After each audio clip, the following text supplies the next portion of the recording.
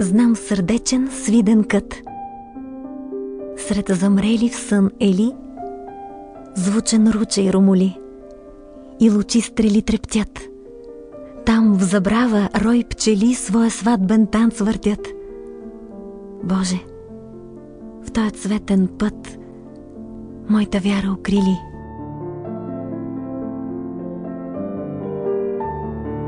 Това беше стих от големия български поет и наш съгражданин Николай Лилиев. Литературният музей в града на поетите преди повече от 22 години остана бездомен. И от тогава уникалните реликви от живота и творчеството на старозагорските автори са складирани в кашони, далеч от очите на хората.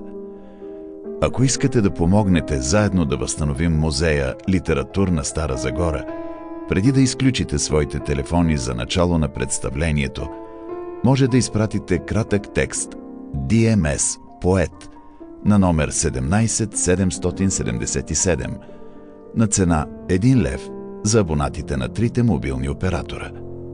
Благодарим ви!